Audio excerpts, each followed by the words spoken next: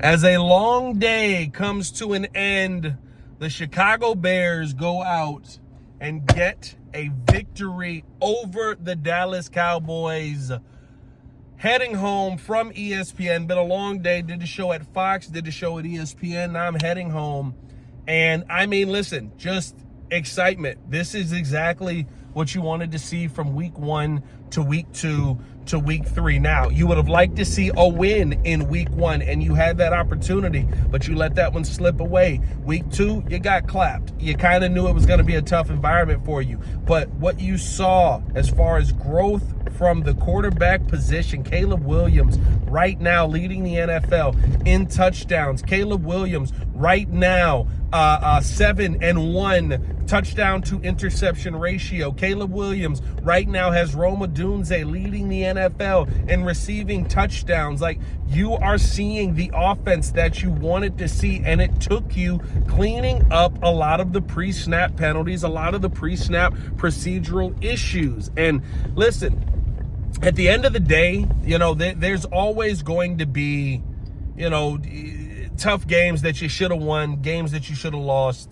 And I thought versus Dallas today, this was a game that many people expected the Bears to lose. The reason I ended up picking the Bears to win this game was because I felt like Caleb Williams going out there versus a mostly zone defense, Tampa 2 style defense that we've seen be absolutely putrid here in Matt Eberflus's time here, and that he's not willing to change his scheme at all to try and get more pressure on the quarterback. Listen, it led to a really good day from the offensive line, I thought. It led to a really good day as far as penalties and having clean operation and things like that. Those are the moments that you love to see. And when Caleb was able to operate in clean pocket, clean situational pre-snap things and stuff like that, guess what? He was able to go out there and make plays and ball out. I feel like that is what you wanted to see from this Ben Johnson offense week over week. And what it allowed you to do was to get in your bag more. And dare I say, something that is going to be under talked about, that we have to talk about tomorrow on the Morning Breeze, which we will. But something that it feels like is going to be under talked about is the biggest thing for me.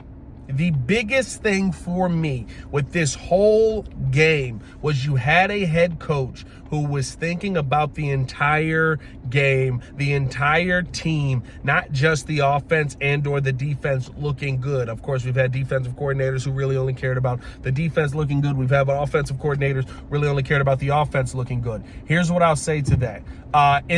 Going into halftime, the Chicago Bears held, I believe, 11 minutes and 44 seconds of offense, while the Dallas Cowboys offense had dominated the time of possession. Now, the reason for that was because you had a lot of quick scores. You had the flea flicker, which is a big throw down the field to Luther Burden, touchdown. Love what we saw from Luther early on. You had that drive right after the Tyreek Stevenson takeaway, which truly, I believe, sparked so much for this team off of that win, that you were able to go out there and kind of put your foot on their throats first and, have the advantage in that situation.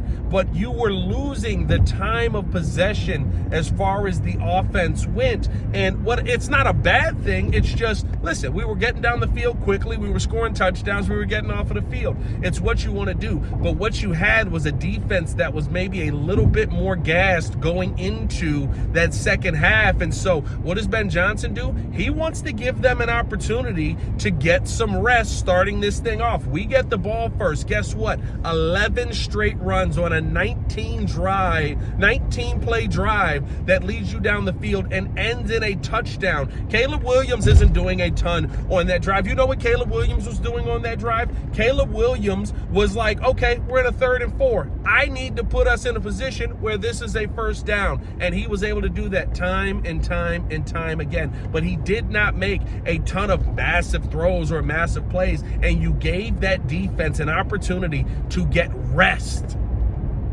And after that, all of a sudden, you see a defense. Now, of course, the Bears, right? The 2-minute drive that puts the Bears up. I think that's massive for the team, and you feel good about that, right? But then you come out, you score again. Now you got a defense that not only is rested, but has the opportunity to say, bet, we can pin our ears back, we can get to the quarterback, we can go out there and attack. I love what we saw from this team today. I thought you did an excellent job spoiling Matt Eberflus's homecoming. I thought you did an excellent job going out there and I thought playing great situational football.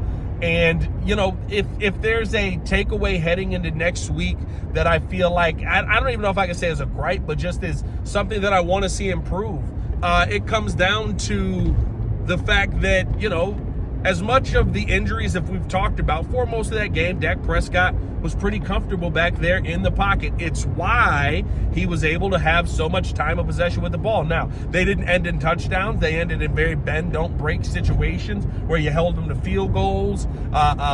Or, you know, they did end up tying it up 14-14, but you really kind of stifled them after you gave up that one touchdown. And then they get the 2-point conversion. But off of that, your defense today, early on, I would love to just see more pressure as you're heading into this Vegas Raiders game. And as much as we can talk about the injuries, that's your starting defensive line out there. That's that was not an injury-prone, even though Grady Jarrett is banged up, but that is Grady Jarrett, who was just moving humans out of his way. That is Montez Sweat. That is Javon Dexter. That is Dio Adangbo. And yes, they end up, you know, we see Montez get his first sack since the December 26th game versus the Seattle Seahawks, where, you know, he was able to go out there and make that play. But, you know, you want to see more pressure because you're the 5th highest paid defense in football. A good chunk of it is on that defensive line, and I can't sit here and say that we're seeing great pressure play in and play out, down in and down out from that defensive line. Now, when it got up and they could pin their ears back and they could get after the quarterback, did you see more pressure? 100%. Is that the key to showing more pressure? 100%. A defense that knows the offense is in a passing situation is going to look a heck of a lot better, and I think we saw that kind of in that second half. But overall, if there was anything that I would want to see this Bears team improve heading into that moment, it would be, you know, just pressure on the quarterback. Don't let guys sit back there and get comfortable. Outside of that, though, you know, there is no real knock to me on the defense. I think this entire game has started because of the Tyreek Stevenson takeaway, because of the defense. You put this game away because when Dallas is coming down, it has an opportunity to make it still, at that point, a 10-point game. And if you're a Bears fan, that gets to 10, you're starting to get a little sweaty. You're starting to get a little nervous. Do the players start to feel that way? Tremaine Edmonds, boom, we got an interception off of George Pickens' take. Or botched pass, I should say. As we're sitting, you know, they're about to go into the end zone. There's still opportunity to make this game a game. Boom, another interception there where Tremaine Edmonds with another takeaway. Kevin Byard gets one. Like, there were all of these moments that you looked at and you said, this is the moment normally where this Bears team goes out there and crumbles, that we didn't see today. Offensively, defensively, I thought it was a great showing for Ben Johnson and his offense. And I thought defensively, you got the job done when we needed you to get the job done, and you closed the door. I loved what I saw from this Bears team overall. Operationally, I thought that they were excellent versus a team that you should have been able to go out there and put up points on, which you did. But dare I say, like, it's an impressive showing that you shut down, how Dennis Allen shut down Dak Prescott with his use of Tremaine Edmonds throughout the day. And, of course, he ends up with 2 picks because of it. Let me know how you guys feel in the comments below. I'm heading home. I got to shower and get some rest because we will be live for the Morning Breeze tomorrow morning at 7 a.m. So make sure that you are tapped in with us on that as well. As always, man, it's your boy, Pat the Designer, back at it again. Y'all stay safe out there, Chicago. Bed down. One love. Technically, there's another Designer Driving Chronicles. We're back, baby. Peace.